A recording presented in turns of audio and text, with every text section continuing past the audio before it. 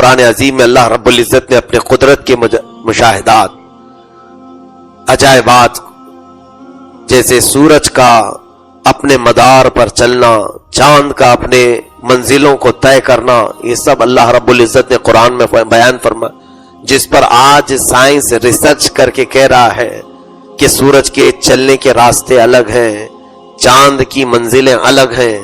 یا اس زمانے میں قرآن نازل ہوا ہے جب کوئی آسمانی علم، یعنی ایسا کوئی آسمانوں کا یا فلکیات کے علم کا ماہر موجود نہیں تھا، سائنس کے اعتبار سے کہہ رہا ہوں، نجومیوں کی بات چھوڑ کر۔ تو اس زمانے میں قرآن نازل ہوا ہے جب میرے آقا صلی اللہ علیہ وسلم نے لوگوں کو یہ سب بتایا کہ سورج کے راستے کتنے ہیں، کس طرح سے وہ مشرق سے نکلتا ہے اور مغرب میں جا کر ڈوبتا ہے، اور کبھی نہ سورج چاند سے ٹکراتا ہے نہ چاند سورج سے ٹکراتا ہے۔ کل فی فلک یسبحون، پورے آسمانوں میں یہ تیر رہے ہیں سیارے۔ ایک جو تارا نظر آتا ہے، تارے تو ابھی چھپ گئے، اکثر تارے دکھتے نہیں ہیں۔ پہلے ہم بچپن میں تارے بہت دیکھتے تھے آسمانوں پر، جانتے ہیں یہ بھی قیامت کی نشانی ہے۔ فرمایا گیا کہ قیامت کے قریب تارے نظر نہیں آئیں گے۔ یہ سائنسی اعتبار سے بھی اب آپ کو میں کہتا ہوں کہ ایک تارا جو دکھتا ہے اتنا سا چھوٹا سا، ایک چھوٹی لائٹ کی طرح، اس کے متعلق یہ بیان کیا گیا ہے کہ ہماری پوری جو دنیا ہے زمین، اس کا 10 گنا بڑا ایک تارا ہوتا ہے، اس سے کئی گنا بڑا ایک تارا ہے، اور اتنے لاکھوں کے تارے وہ آسمان میں ہمیں نظر آتے ہیں، اور ایک تارا دوسرے تارے سے ٹکرا نہیں سکتا ورنہ پوری دنیا تباہ ہو جائے گی۔ ان سب کے درمیان ڈسٹینس رکھا گیا ہے، ان سب کے درمیان فاصلہ ہے، اور چاند کی جو کیفیت، اس کا حجم کتنا ہے، اس کا سائز کتنا ہے، وہ تو زمین سے کئی گنا بڑا، اور سورج اس سے بھی کئی گنا بڑا جو ہمیں چھوٹا نظر آتا ہے۔ یعنی یہ دنیا ہماری جتنی ہے، زمین جس پر ہم لوگ رہ رہے ہیں، اس سے کئی گنا زیادہ بڑے یہ سیارے ہیں، اور قیامت کے قریب اللہ رب العزت فرماتا ہے کہ یہ سب کے سب ایک دوسرے سے ٹکرا دیے جائیں گے، ایک دوسرے سے ٹکرا دیے۔ ابھی سائنس کہہ رہی ہے کہ سیارے قریب قریب آ رہے ہیں، سائنس میں ناسا وغیرہ سے تحقیقات یہ نکلی ہوئی ہیں، وہ کہہ رہے ہیں کہ بہت سارے گیلیکسی میں ستارے قریب بڑھ رہے ہیں، اور یہ نقصان کی علامت ہے کہ ان کا قریب بڑھنا خطرناک ہو سکتا ہے۔ اور قرآن کہہ رہا ہے اذا الشمس کوورت واذا النجوم انکدرت، جب سورج پھٹ جائے گا اور تارے ٹکرا جائیں گے، قیامت آ جائے گی، ان کو سب کو ٹکرا دیا جائے گا، تو پوری دنیا میں جو ہوگا اسی کو قیامت کہا گیا ہے۔ یہ سب ساتھ تارے ٹکرا کر کے زمین پر لائے جائیں گے۔ وَإِذَا الْجِبَالُ سُيِّرَتْ، پہاڑ اڑا دیے جائیں گے، پہاڑ روئی کے گالے کی طرح اڑ رہے ہوں گے، جیسے روئی کا پھاہا اڑتا ہے، اس طرح سے پہاڑوں کو اڑایا جا رہا ہوگا۔ عزیزان گرامی، یہ تمام تر معاملات اللہ رب العزت نے سورہ یاسین میں بیان فرمایا، اور پھر قیامت کا منظر، اللہ اکبر، دل دہلا دیتا ہے۔ رب تبارک و تعالیٰ فرماتا ہے وَامْتَازُوا الْيَوْمَ أَيُّهَا الْمُجْرِمُونَ، اے مجرموں الگ ہو جاؤ۔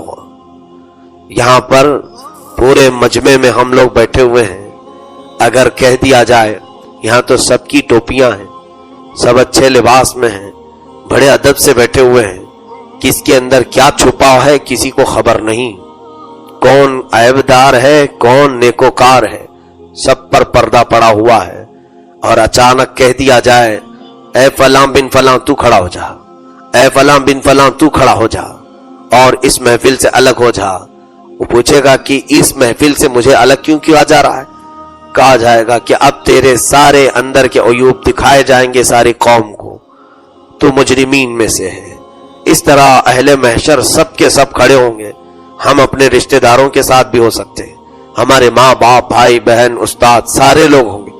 اس وقت رب تعالیٰ کی طرف سے یہ حکم آئے گا وَامْتَازُوا الْيَوْمَ أَيُّهَا الْمُجْرِمُونَ، اے مجرموں الگ ہو جاؤ ان میں سے۔ فرشتے پکڑ پکڑ کر کے الگ کر دیں گے کہ جو مجرم تھے دنیا میں، جنہوں نے اپنے گناہوں سے رنگ دیا تھا زمین کو، جنہوں نے اپنے اعمال سے اپنے آپ کو تباہ کرنے کی کوشش کی تھی، ان کو الگ کر دیا جائے گا. اور رب تعالیٰ پوچھے گا الم اعہد الیکم یا بنی آدم اللہ تعبدوا الشیطان انہ لکم عدو مبین. اے بنی آدم، اے آدم کے بچوں، کیا میں نے تم سے نہیں کہا تھا کہ شیطان کی پرستش نہ کرنا، شیطان کے پیچھے نہ چلنا؟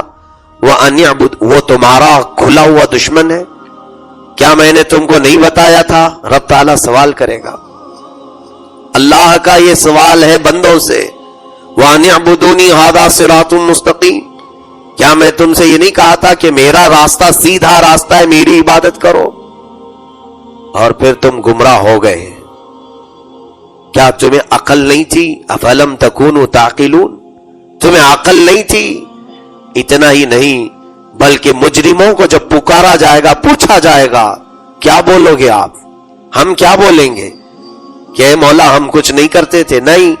اب آگے دیکھو رب تعالیٰ فرماتا ہے الیوم نختم علی افواہہم، ہم تو آج کے دن تمہارے منہ پر مہر لگا دیں گے. تکلمنا ایدیہم وتشہد ارجلہم بما کانوا یکسبون. مولا فرماتا ہے تمہارے ہاتھ ہم سے بات کریں گے، تمہارے پیر گواہی دیں گے کہ تم کیا کیا کرتے تھے. وہ قیامت کا دن کیسا ہوگا جب مالک الملک ذوالجلال والاکرام ہمارے منہ پر مہر لگا کر بند کر دے گا، اور پھر یہ ہمارے اعضاء بولنے لگیں گے اے مولا رات کی تنہائی میں اس ہاتھ سے یہ فلاں کام کرتا تھا. پیر بول پڑیں گے، حتیٰ کہ حدیث پاک میں ہے ران کی چمڑی پکار پکار کر کہے گی، ران کی چمڑیاں پکاریں گی اے قدیر و جبار خدا اس نے کہاں کہاں خیانت کی ہے. تب پھر وہ چلائے گا وقالوا لجلودہم لم شہدتم علینا، ہے میرے جسم کے چمڑیوں تم میرے خلاف کیوں بول رہے ہو، میرے خلاف کیوں گواہی دے رہے ہو؟ تو وہ کہیں گے انطقنا اللہ الذی انطق کل شیء، اے بندے جس مالک نے پوری کائنات کو زبان دی ہے اس نے آج ہمیں بولنے کا موقع دیا ہے، اس نے آج ہمیں قوت گویائی عطا کی ہے. کیا کریں گے اس دن جب ہمارے ہاتھ پیر ہمارے خلاف بول رہے ہو؟ یاد رکھو آج تم اپنی انگلیوں کی خوب حفاظت کرتے ہو، ٹھوکر لگ جائے تو پٹی لگاتے ہو، پیٹ پر زخم ہو، سر پر زخم ہو، آپ بے قرار ہوتے ہو. لیکن یاد رکھنا یہی اعضاء ہمارے یہ نہیں دیکھیں گے کہ تم ان کا بڑا اہتمام کرتے تھے، ان کی حفاظت کرتے تھے، یہ ہمارے خلاف بولیں گے. اور اس دن بندہ یہ بھی کہے گا اپنی انگلیوں سے اے انگلیوں تمہیں معلوم میں تمہیں جلنے نہیں دیتا، تمہیں کٹنے نہیں دیتا تھا. وہ کہیں گی اے بندے تو نے ہمیں کٹنے نہیں دیا، جلنے نہیں دیا، یہ تو ظاہری طور پر بچایا لیکن گناہوں میں تو نے ہمیں خوب جلایا ہے، گناہوں سے تو نے ہمیں خوب زخمی کیا ہے، اس لیے آج ہمیں بولنے دے. رب تبارک و تعالیٰ کی بارگاہ میں جب یہ اعضاء بولیں گے، سب گواہی دیں گے. اب پیغام کیا آتا ہے سنیں، سورہ یاسین کی آیت دہلا دیتی ہے. اللہ فرماتا ہے ہادہ جہنم التی کنتم توعدون، یہ دوزخ دیکھ رہے ہو اسی کا میں نے تم سے وعدہ کیا تھا. اسلوہا فرشتوں کو حکم ہوگا کہ ڈال دو انہیں کھینچ کر، انہیں اس میں کھینچ کر ڈال دو. یہ جو قیامت کا منظر ہے سورہ یاسین پڑھنے والا کاش قرآن پاک کی آیات بینات کا ترجمہ پڑھے. میرے مولا نے مجھے دنیا میں ہی ڈرایا ہے تو کیوں نہ وہ باز آ جائے، کیوں نہ مجرمین میں سے اپنے آپ کو الگ کر لے. کہیں قیامت کے دن جب مجرمین کو پکارا جا رہا ہو تو میرا نام نہ لے لیا جائے. ہاں یہ بات ہے کہ تمہارا نام تمہارے باپ کے نام سے پکارا جائے گا قیامت، اور پورے اہل محشر سنیں گے. کچھ تو وہ ہوں گے جن کو پکارا جائے گا. اللہ کے حبیب صلی اللہ علیہ وسلم فرماتے ہیں اچھے لوگ ہوں گے دنیا میں، ہو ان کو پکار کر مجرمین میں ڈال دیا جائے گا، اور قیامت کے دن ان کے پیٹ سے ان کی انتڑیاں پیچھے کے مقام سے نکالی جائیں گی، اور ایک کوٹھے پر ایک لکڑی پر اس کی انتڑیوں کو باندھ دیا جائے گا، اور جیسے گدھا کولو کا بیل چلتا ہے تیل نکالنے کے لیے، حدیث پاک میں ہے یدور کما تدور الحمار، وہ اس کھوٹے کے اطراف اپنی اس پھنسی ہوئی انتڑیوں کو رسی کی طرح بند کر کے گھومتا ہوگا، چیختا ہوگا کہ کون اچھا آدمی دنیا میں، یا تو وہ عالم ہوگا، مبلغ ہوگا، یا پھر نمازی بھی ہوگا، چہرہ صحیح تھا، تو پھر اہل محشر اس سے کہیں گے ہائے تجھے کیا ہو گیا، تجھے کیا ہو گیا، تجھ کو تو ہم نے اچھا دیکھا تھا دنیا میں، تو نیک لوگوں میں تھا، یہاں کیسے پھنس گیا؟ تو کہے گا کہ میں تمہیں اچھائی کی طرف بلاتا تھا لیکن خود اچھا کام نہیں کرتا تھا، میں تمہیں برائیوں سے روکتا تو تھا لیکن خود نہیں بچ پاتا تھا۔ تو بد عمل جو اصلاح کرنے والے ان کی یہ سزا ہے۔ مجھے ہمیشہ اس حدیث پاک کو پڑھنے کے بعد ڈر لگتا ہے، مولا اس منبر رسول پر ہم بیٹھ کر کے لوگوں کی اصلاح کی کوشش کرتے ہیں، کہیں ایسا نہ ہو کہ کوئی خرابی ہمارے اندر ہو اور اہل محشر کے سامنے ہمیں وہی سزا دی جائے جو ابھی میں نے عرض کیا۔ توبہ کریں اور سب کے لیے دعا کریں، مولا قیامت کے دن ذلیل ہونے سے بچا لے، ہم سب کو لوگوں کے سامنے اور خاص میرے آقا کے سامنے رسوا ہونے سے بچائے۔ میرے عزیزوں، سورہ یاسین کی ایک اور آیت، اس کو میں ذکر کر کے آگے چلتا ہوں۔ مولا فرماتا ہے وَمَن نُعَمِّرْهُ نُنَكِّسْهُ فِي الْخَلْقِ افلا یعقلون۔ اللہ فرماتا ہے جس کو ہم لمبی عمر دیتے ہیں، جس کو ہم نے عمر دی، اسے اس کے بچپن کی طرف لوٹا دیتے ہیں۔ نُنَكِّسْهُ فِي الْخَلْقِ یعنی اس کے اندر بچپنا لا دیا جاتا ہے۔ اسی لیے بڑھاپے میں دیکھیں بھولنے کی عادت، بڑھاپے میں کبھی بار بار پوچھنے کی عادت، بہت ساری چیزیں بڑھاپے میں بچپن کی طرح ہونے لگتی ہے۔ دیکھا نہیں آپ نے کہ ایک چھوٹے سے بچے کو آپ پکڑ کر کے چلاتے ہیں، کیوں؟ چلنے کی اس کے اندر طاقت نہیں ہوتی، وہ بہو جب بوڑھا کمزور ہو جائے پھر اسے پکڑ کر کے چلایا جاتا ہے، پھر اسے پکڑ کر چلایا جاتا ہے، وہ یاد دلانے کے لیے کہ تم جہاں سے نکلے تھے پھر وہیں پہنچے ہو۔ تمہیں یہ خیال نہیں آتا کہ تم کو مٹی سے پیدا کیا گیا تھا اور مٹی میں ڈالا جائے گا، تو بہتوں کو یہ خیال نہیں ہو پاتا ہے، ہم کہاں مٹی سے بنے، ہمارے تو جسم میں گوشت ہے، ہم تو چمڑی والے ہیں۔ لوگوں کا تو ایسا گمان ہے، اس لیے تمہارے بچپن کی کچھ تو یادیں ہوں گی، نہیں تو دوسرے بچوں کو دیکھ لو، ان کی تربیت کے وقت ان کے ساتھ کیا کیا جاتا ہے، ان کو ہاتھ سے کھلاتے ہو کہ نہیں، ان کو ہاتھ سے کھلاتے ہو آپ، سیم یہی چیز بڑھاپے میں کمزور بوڑھے کو ہاتھ سے کھلانا پڑتا ہے۔ کبھی آپ نے یہ بھی دیکھا ہوگا بچپن میں بچوں کو بھاری غذا نہیں دی جاتی، ہلکی غذا دی جاتی ہے، گوشت مچھلی اور تیکھے سے بچایا جاتا ہے، کیونکہ بچے کے اندر ہضم کرنے کی طاقت نہیں ہوتی۔ وہ بہو یہی بڑھاپے میں بھی اب ان سے یہ ہارڈ غذا روک لی جاتی ہے کہ اب بڑھاپے میں ان کو ہضم کرنے کی طاقت نہیں ہوتی، لکوڈ دیا جاتا ہے، ہوتا یہی ہے۔ اللہ فرما رہا ہے جس کو ہم نے عمر دیا اس کو پیچھے کی طرف لوٹا دیتے ہیں۔ وہ چند خوش نصیب بوڑھے ہیں جن کو اللہ رب العزت نے ذہن بھی سلامت رکھا، عزت بھی باقی رکھی۔ اسلام پر جس کو بڑھاپا دیا گیا ہے وہ خوش نصیب بوڑھا ہے۔ اور یہ بھی حدیث پاک میں ہے کہ اگر بڑھاپے پر کوئی صبر کر لے گیا اور ایمان پر مرا تو اللہ فرماتا ہے کہ جس کے داڑھی کے بال سفید ہو جائیں، اللہ فرماتا ہے اس کو عذاب دینے میں مجھے حیا آتی ہے، اسے عذاب دینے میں مجھے حیا آتی ہے۔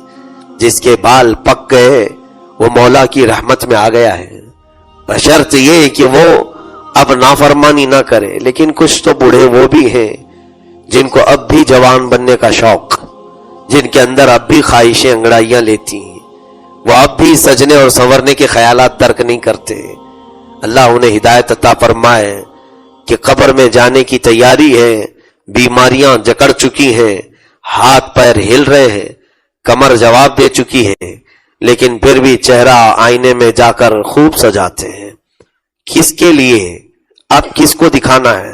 میرے عزیزو یاد رکھو کہ دنیا تمہارے اوپر غالب آ گئی، اور اب تم موت تک نہیں संवर सकोगे।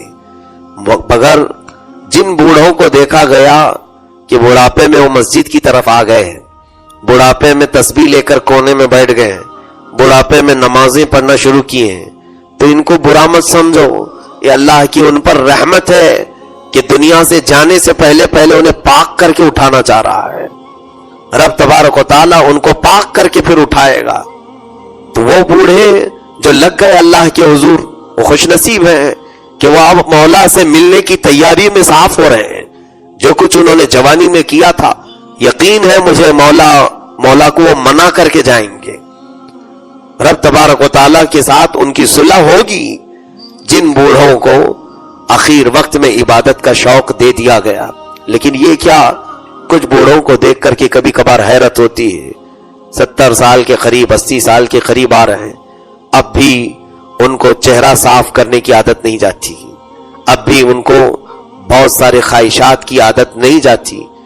उनके लिए डर है। मुझे फरमाया गया कि उनका खात्मा बुरा होने का अंदेशा है कि जब अब भी उन्हें हिदायत नहीं मिली तो फिर कब उन्हें हिदायत मिलेगी, कब उन्हें हिदायत मिलेगी। नौजवान के बारे में सोच सकते हैं कि इसकी बहुत सारी ख्वाहिशात हैं, जवानी होती ही अंगारा है, लेकिन बुढ़ापे में नफ्स तो खत्म होने को आ जाता है। अब तो कोई जिम्मेदारियां उसके ऊपर नहीं होती, फिर कौन सी चीज उसे हिदायत से रोकी है। तो ये उसकी बदबख्ती है, दिल का उसकी शकावत है। बहरहाल ये जो आयत है, ये आप गौर से इसको तवज्जो से याद रखें। अल्लाह ने जो फरमाया, जिसको हमने उम्र दी उसे बचपन की तरफ लौटाते हैं।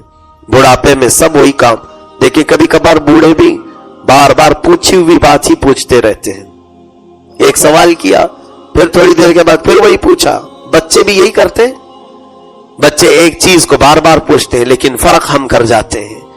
बच्चे के पूछी हुई चीजों को हम बच्चा समझ करके बार बार जवाब देते हैं, लेकिन बूढ़ा अगर पूछे तो हम भड़क जाते हैं। अभी तो बताया था, फिर आप पूछ रहे हो। नहीं मेरे अजीजों, उनके साथ रहम का मामला करो। बल्कि औलाद के मुतालिक ये कहा गया कि अगर तुम्हारे बाप या माँ में से कोई इस उम्र को पहुंच गए कि उनको भूलने की आदत हो गई है और एक सवाल को बार बार पूछते हैं, तो हर बार जब भी वो पूछे उनको ऐसा एहसास दिलाओ कि उन्होंने पहली बार पूछा है। उनको ये तक न कहो कि अभी थोड़ी देर पहले आपने पूछा था, ये एहसास भी न दिलाओ। यही कुरान का मफहूम है, इम्मा यबलुगन्ना इंदकल किबर अहदुहुमा औ किलाहुमा।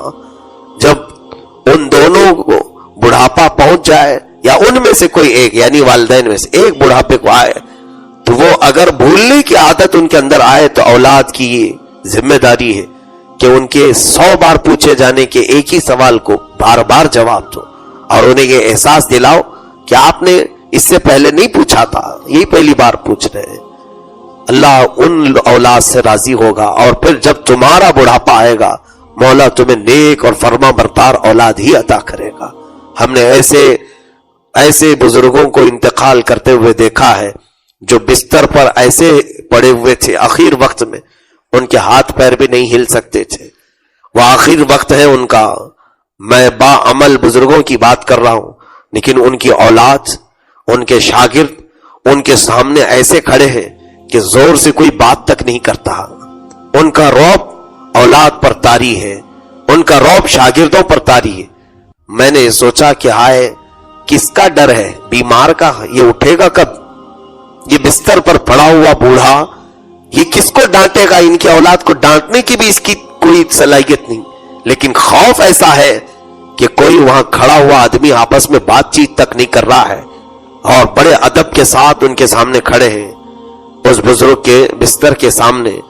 तब ये दिल में बात आई कि ये मौला रब्बुल इज्जत के इनामात हैं। वो जब चाहे, जिसे चाहे, उसकी इज्जत को कौम के दिलों में डालती है, चाहे वो बिस्तर पर पड़ा हुआ ही क्यों ना हो, लेकिन उसकी इज्जत अल्लाह ताला उसकी औलाद के दिल में डालता है। और कभी कभार अच्छे खासे होते हैं, लेकिन हमारी इज्जत औलाद के दिल में नहीं होती। तो मेरे अजीजों, कुरान पाक के सूरह यासीन में 1-2 नहीं, बहुत सारे मैसेज हैं। हर आयत अपनी जगह पर एक मफहूम लेकर बैठी, लिए हुए, समोए हुए है, और हर आयत का एक अपना मैसेज है। बस सूरह यासीन पर मौला हमें अमल की तौफीक अता फरमा है। सूरह फातिर भी हमने तिलावत की, اس کی تھوڑی سی بات یہ عرض کر دوں. اللہ فرماتا ہے شروع کی آیتیں ما یفتح اللہ للناس من رحمت فلا ممسک لها وما یمسک فلا مرسل له من بعدہ. اللہ فرماتا ہے اللہ اپنی رحمت کا دروازہ کسی پر کھول دے اسے کوئی بند نہیں کر سکتا. وما یمسک فلا مرسل له من بعدہ، اور جس کے لیے مولا دروازہ بند کر دے کوئی کھول بھی نہیں سکتا. یہ بھی ہے جس کے لیے اللہ بند کر دے. ہاں یہ بندش کے جو معاملات ہیں یہاں اصلاح کی ضرورت ہے. تمہارے سارے اعمال وجہ بنتے ہیں تمہاری کئی بندشوں کے، اور سارا الزام صرف جادو پر نہ رکھو، سارا الزام کرانے والوں پر نہ رکھو. کبھی کبھار ایسا ہوتا ہے کہ ہمارے برے اعمال ہی ہمارے اوپر دروازے بند کر دیے جاتے ہیں. تو اللہ رب العزت نے اس سورہ فاطر میں فرمایا جس پر اللہ نے اپنی رحمت کا دروازہ کھولا ہے پوری دنیا مل کر کے اسے بند نہیں کر سکے گی. کیا بند کریں گے؟ جہاں سے بند کرو گے اللہ دوسرا دروازہ کھولے گا. تو موت کوشش کرو بند کرنے کی، تیسرا کھلے گا. اور اللہ کسی کے لیے بند کر دے رحمت، پھر پوری دنیا مل کر کے اس کے لیے کوئی کھول نہیں سکے گی. اس لیے یاد رکھیں اپنی لو مولا سے لگائے رکھیں اور اپنی شکایتیں رب ذوالجلال کے حضور کریں. روزی میں بندش اور ہمارے معاملات میں بندش، رکاوٹیں، آؤ قدیر و جبار خدا کی بارگاہ. کئی مرتبہ تو ایسا ہوتا ہے کہ میں روزی کے لیے جو لوگ آتے ہیں یہ آیت تو میں ان کو تعویذ میں لکھ کے دیتا ہوں. الحمدللہ یہ بزرگوں کا عمل ہے. یہی آیت میں کئی لوگوں کو لکھ کر کے دیا ما یفتح اللہ للناس من رحمت فلا ممسک لها وما یمسک فلا مرسل له من بعدہ. اللہ اپنی رحمت سے جس کے لیے دروازہ کھولے کوئی بند نہیں کر سکے گا، اور جس کے لیے اللہ نے بند کر دیا اسے کوئی کھول نہیں سکے گا. لیکن الحمدللہ تعویذات کے اثر اپنی جگہ پر بہت سارے لوگوں کو نفع ہوا، ان کی بندشیں ختم ہوئیں اور تجارتوں میں ترقیاں ہوئیں الحمدللہ.